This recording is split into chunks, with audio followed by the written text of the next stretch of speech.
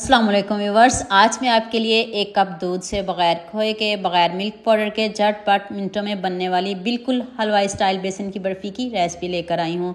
मुंह में जाते घुल जाने वाली ये बर्फ़ी है। आपसे बर्फ़ी क्यों अच्छी नहीं बनती, क्यों सख्त रह जाती है, स्टेप बाय स्टेप एक एक चीज़ बताऊँगी। अपनी वीडियो को एंड तक पूरी वॉच करना है, तो आप ये बर्फ़ी जिसको भी खिलाएंगे वो आपके ही दीवाने हो जाएंगे। तो चलें शुरू करते हैं। ये मैंने 2 कप बेसन लिया है। बेसन को आपने छान के यूज़ करना है।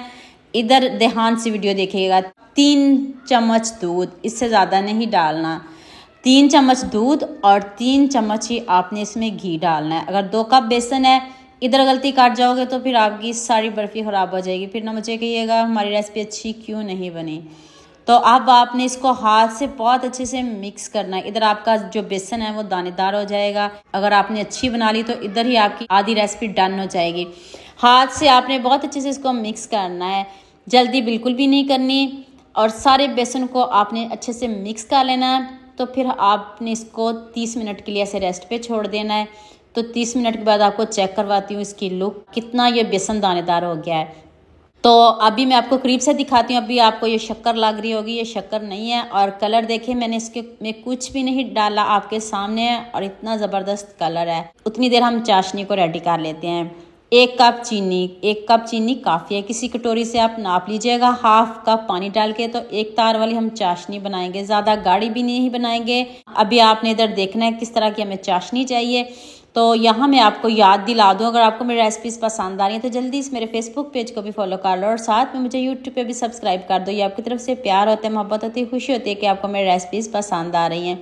अगर आपके पास इलायची पाउडर हो तो आप वो भी डाल सकते हो। मैंने साबुत इलायची डाल ली है।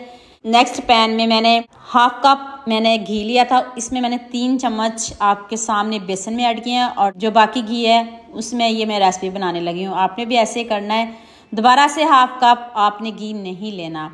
तो घी गर्म हो जाए तो अब हमने बेसन को इसमें छानना है, छानना ज़रूरी है। और जो हमारी बर्फ़ी है ना वो बहुत अच्छे से बने, दानेदार बने।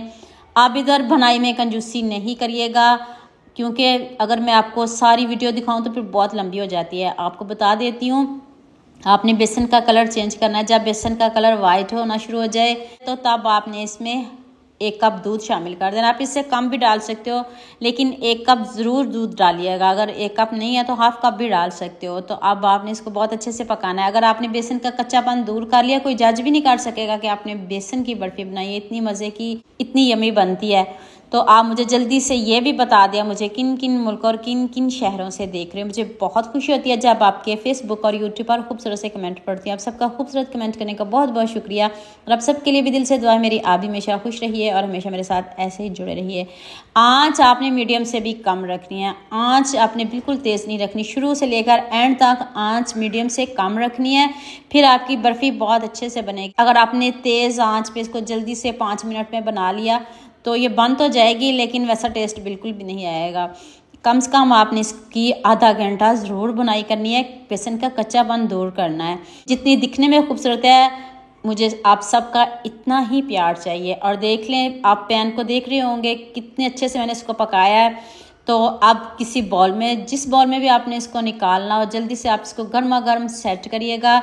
और पैन में इसको बिल्कुल भी नहीं छोड़ना आपने, क्योंकि पैन गर्म होगा तो फिर ये बेसन जो है ना वो अकड़ जाएगा। उसी टाइम आपने किसी प्लेट में निकाल लेनी है, जिसमें मर्जी निकाले, इसको पैन में नहीं रखना आपने। ऊपर से चांदी के वर्क से गार्निश कर लें, पिस्ता ले लें, बादाम ले लें, लेकिन मैंने इसको बादाम से गार्निश किया है।